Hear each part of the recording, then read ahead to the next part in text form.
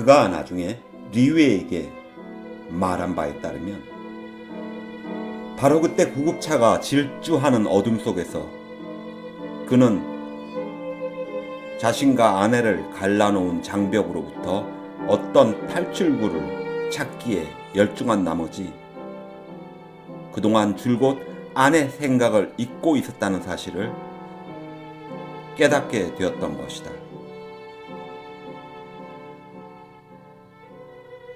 그와 함께 모든 길이 다시 막히고 보니 욕망의 한가운데 다시 아내의 모습이 떠올랐으며 그것은 너무나도 갑작스러운 고통의 폭발이었으므로 그는 호텔을 향해서 뛰기 시작했다. 그 혹독한 열기에서 도망가려는 것이었지만 그래도 그 열기는 그를 따라다니면서 관자놀이를 물어뜯는 것이었다. 그 다음날 아주 일찌감치 그는 리웨를 만나러 와서 코타르를 어떻게 하면 만날 수 있겠느냐고 물었다. 내가 할 수 있는 일이라곤 다시 그 순서를 따라가는 것 뿐입니다. 그가 말했다. 내일 저녁에 오시죠? 리웨가 말했다. 다루가 코타르를 불러달라고 내게 부탁했습니다. 왜 그러는지는 모르겠어요. 그는 10시에 올 겁니다. 그러니 10시 30분에 이곳에 오도록 하시죠. 코타르가 그 다음날 의사의 집에 들렀을 때 다루와 리웨는 리웨가 맡고 있는 구역 안에서 예상 밖으로 일어난 완치의 경우에 관해서 얘기를 나누고 있었다. 10 가운데 하나 정도 있을까 말까 하는 경우입니다. 재수가 좋은 사람이죠.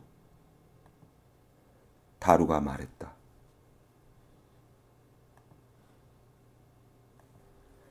아, 그래요?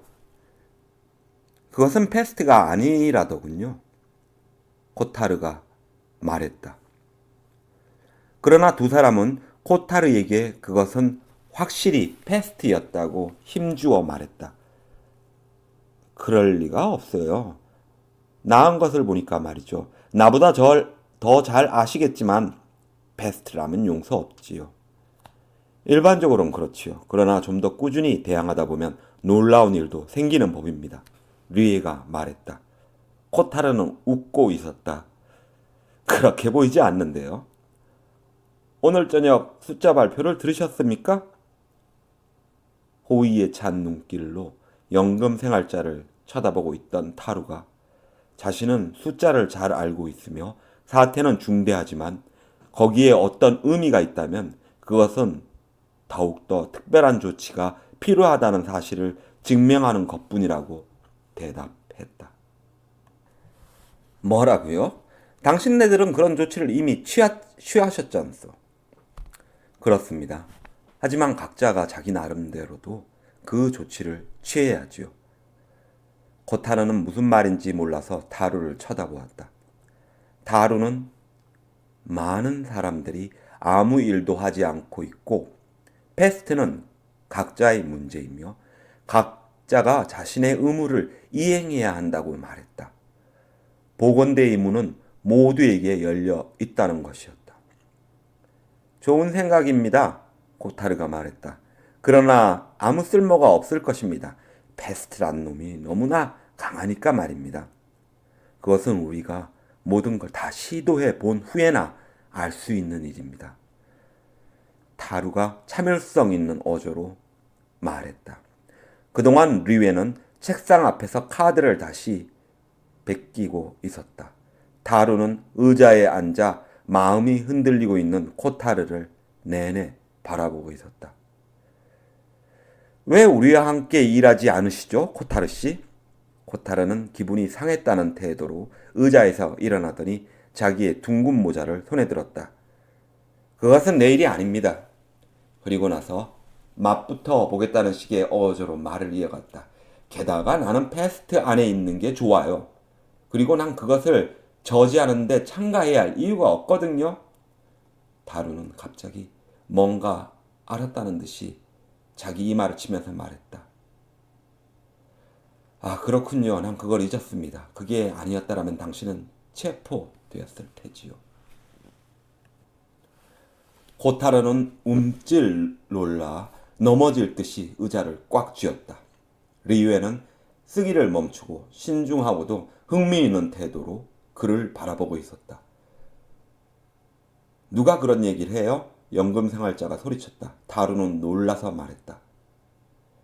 하지만 당신이 그렇게 말하셨잖아요. 어쨌든 의사선생님과 나는 그렇게 알고 있는데요.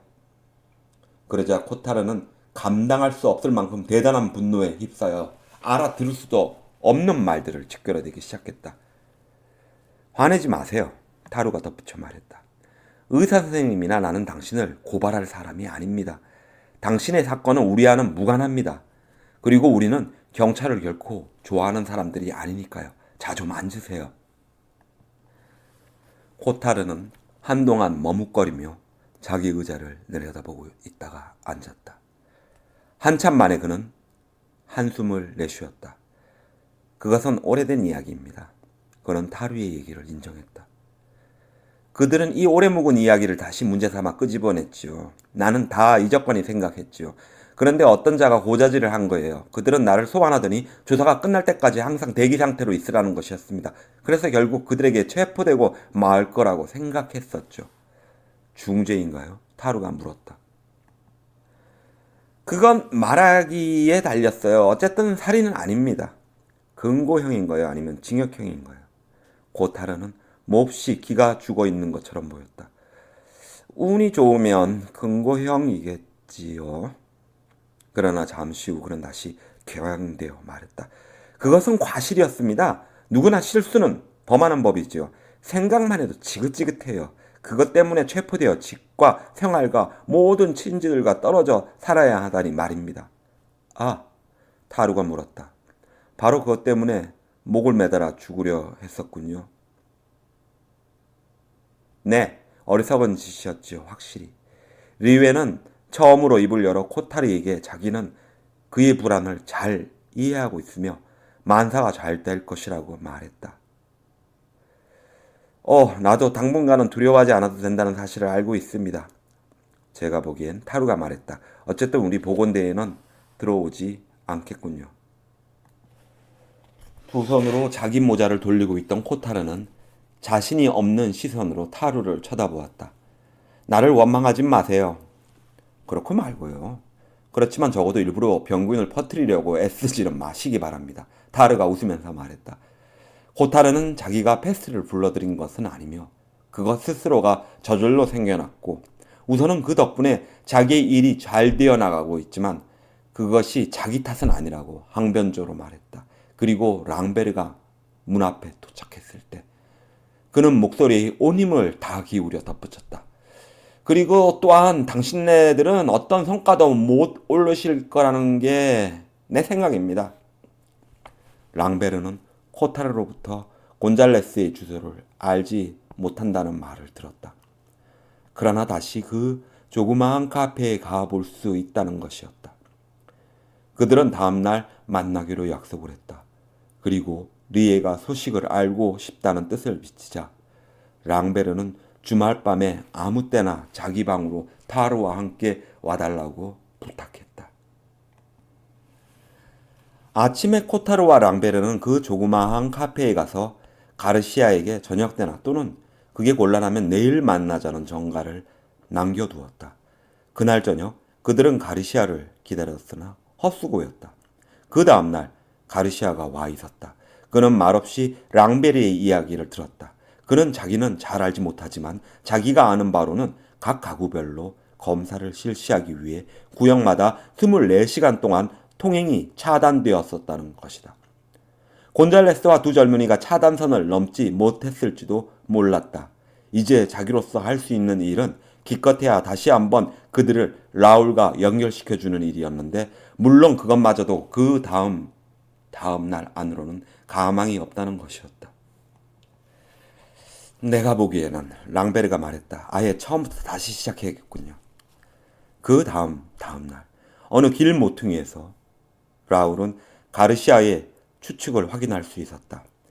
아래 동네의 교통이 차단되었었다는 것이었다. 그는 다시 곤잘레스와 접선을 해야만 했다. 이틀 뒤 랑베르는 그 축구 선수와 점심을 들고 있었다. 바보 같은 짓이지. 서로 다시 만날 방법을 약속해 놓았어야 했어. 곤잘레스가 말했다. 랑베르의 생각 역시 그랬다. 내일 아침 우리 녀석들한테 가보게. 모든 걸 조정해 보지. 그 다음날 녀석들은 집에 없었다. 그래서 그들에게 이튿날 정오에 리세 광장에서 만나자고 전가를 해놓았다. 그리고 나서 오후에 타루가 그를 만났을 때 랑베르는 타루가 놀랄 정도의 표정을 하고 돌아왔다. 일이 잘 안 되는 모양이죠. 타루가 그에게 물었다. 다시 시작해야 하기 때문이죠. 랑베르가 말했다. 그리고 그는 자신의 초청을 다시 되풀이했다. 오늘 저녁에 와주세요. 그날 저녁 두 사람이 랑베르의 방에 들어갔을 때 기자는 몸을 쭉 펴고 누워 있었다.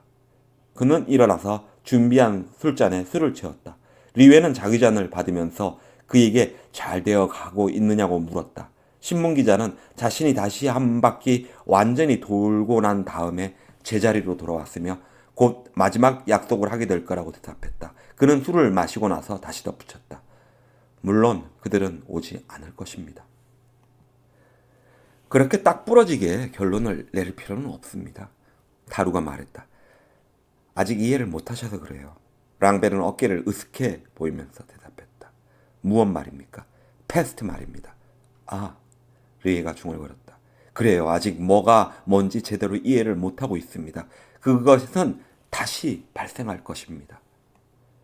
랑베르는 방 구석으로 가서 소형 축음기의 뚜껑을 열었다. 이건 무슨 판인가요? 타루가 물었다. 알만한 곡인데 랑베르는 이 판이 세인트 제임스 인퍼머리라고 대답했다. 판이 돌아가고 있는 중에 저 멀리서 총소리가 2번 들려왔다. 걔가 아니면 탈주자 때문이겠군요. 타루가 말했다. 잠시 후 판이 다 돌아가자 구급차 소리가 뚜렷하게 들리고 소리가 커지다가 호텔방의 창밑을 지나 점점 작아지더니 마침내 완전히 그쳤다. 이 판은 재미가 없습니다. 더욱이 오늘은 벌써 10번이나 들었으니 말입니다. 랑베르가 말했다. 당신은 그 판을 그렇게 좋아하세요? 아니요. 그러나 저는 이것밖에는 가진 게 없는걸요. 그리고 잠시 후에 말했다. 당신한테 얘기지만 그것은 다시 발생하기 마련입니다. 그는 류에게 복원대는 어떻게 되어 가느냐고 물었다. 5개 반이 활동 중이었다. 그리고 몇 개의 반을 더 조직하길 바라고 있었다. 신문기자는 자기 침대 위에 앉아 손톱 만지는데 열중하고 있는 듯이 보였다. 류에는 침대가에 웅크리고 있는 그 자그마하고 기운찬 그의 윤곽을 물끄러미 보고 있었다. 갑자기 그는 랑베르가 자기를 쳐다보고 있다는 것을 알아차렸다. 의사 선생님, 당신도 알다시피 난 당신의 조직에 대해 많이 생각해 보았습니다. 비록 나는 가입을 안 하고 있지만 그것은 나에게도 이유가 있기 때문입니다. 그것 이외의 일이라면 아직도 내 몸을 바칠 수 있을 것 같습니다. 나는 스페인 전쟁에 참가한 일까지도 있습니다. 어느 편이었죠? 타루가 물었다. 패배자 편이었죠. 그러나 나는 그 이후로 좀 생각한 바가 있어요. 무엇을 생각하셨지요? 타루가 물었다. 용기에 대해서입니다. 이제 나는 인간이 위대한 행위를 할 수 있다는 것을 알고 있어요. 그러나 만약 그 인간이 위대한 감성을 가질 수 없다면 나는 그 사람에게 흥미가 없습니다. 인간이 모든 것을 할 수 있다는 느낌이 드는군요. 타루가 말했다.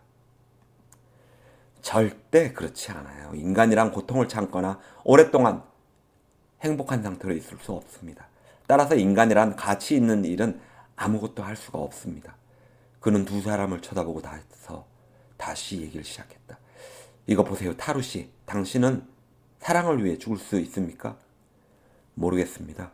그러나 아마도 그렇게는 못할 것 같군요. 지금은 말입니다. 바로 그것입니다. 그런데 당신은 하나의 관념을 위해서는 죽을 수 있습니다. 그건 뻔한 사실이에요. 그런데 나는 어떤 관념을 위해서 죽는 사람들은 질색입니다. 나는 영웅주의라는 것을 믿지 않습니다. 나는 그것에 대해서 쉬운 일이라고 생각하고 그것이 파괴적인 거라고 배웠어요. 내가 흥미를 가지고 있는 것은 사랑하는 사람을 위해 살고 사랑하는 사람을 위해서 죽는 것입니다. 류에는 신문기자의 얘기를 주의 깊게 들었다. 계속 그를 쳐다보면서 류에는 나직히 말했다. 인간은 관념이 아닙니다. 랑베르시. 랑베르는 침대에서 펄쩍 뛰어 일어섰다. 그의 얼굴은 상기되어 있었다. 관념입니다. 하나의 어설픈 관념입니다.